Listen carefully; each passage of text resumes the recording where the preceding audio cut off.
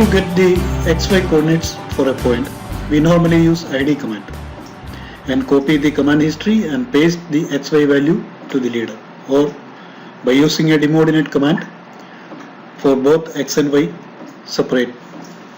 Else we use a Lisp code to insert the coordinates of the selected point. Okay. In all these methods, the value of coordinate points once we inserted will not change automatically. Every time we have to change the value with the same method which we used before.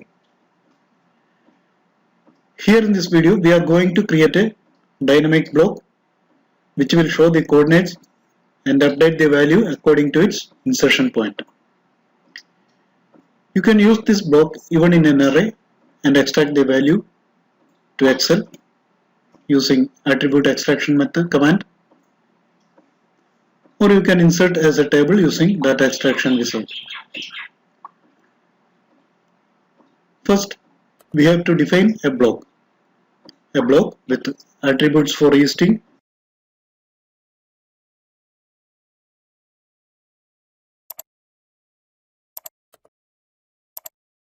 and northing,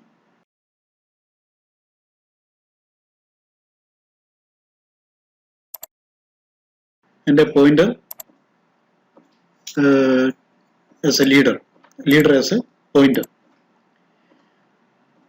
Now convert these three objects to a block using block command, and here select object, then pick the insertion point at the end of the leader and provide a name of your choice. Here I provide coordinate points. Choose the option convert to block. Now click OK. Now we have a block with the name coordinate points. Now we are going to change it into a dynamic block so that we can relocate the annotation without affecting the block properties. Now select the block and right click and select block editor.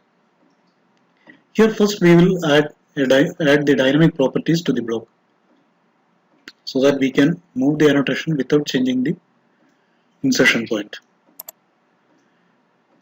Here you can see new palette for block editor. From the palette, select the parameter palette and select the point and add to vertex of the leader. You can see one point is added with the name point1. Next we will add a flip parameter to the leader head. Insert in vertical direction. Now two parameters are added, a point and a flip. These parameters are only an object until you add an action to it. Before adding action to the objects, make sure that the attribute definitions are in locked position. Now go to action tab in the block palette. First we are adding stretch action to the point parameter. Click stretch. Now there is a prompt in command window to select the parameter object. Select the point parameter. Next prompt to specify the first corner of stretch frame. Here you have to draw a rectangle to include the attributes and the leader excluding the leader head.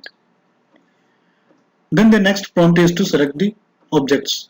Select the same objects. Now the objects within the rectangle will be stretched when you move the point parameter. Next we add action to the parameter flip.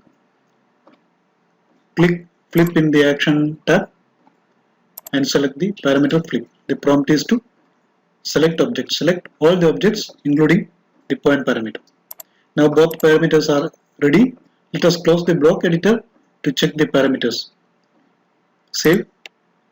You can move the text and flip as you wish. If the attributes are not locked in position, you will get a wrong output.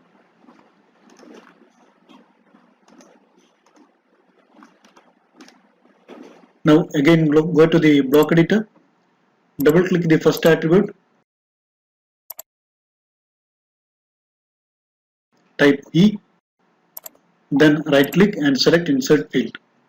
In the field category, select objects, and from the field names below, select block placeholder. Here in right side is the properties of the block. Select position, and from the three checkbox here, select X only. Then click OK. Now easting or X coordinate is added. Do the same for attribute northing.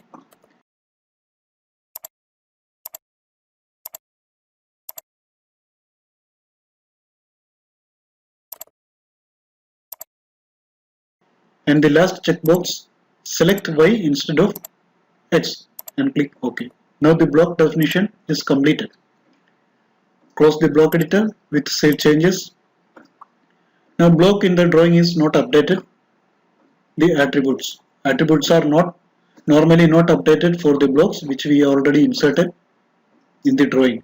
You have to synchronize the attribute using attribute synchronization command, or you have to reinsert the block. Now let us insert the block again. Here it prompts for attributes values. We can ignore it and click OK.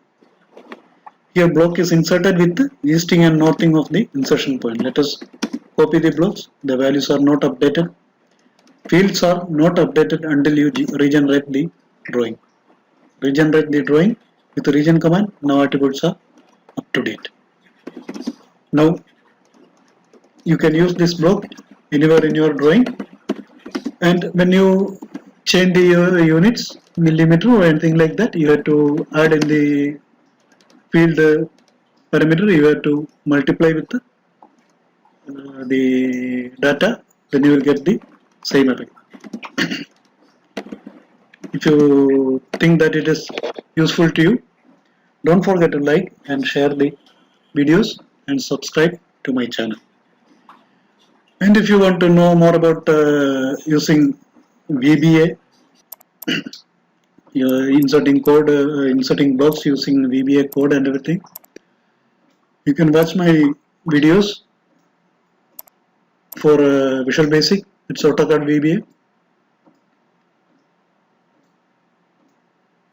and you can use VBA code to update the blocks and insert blocks, etc. Okay, thank you for watching.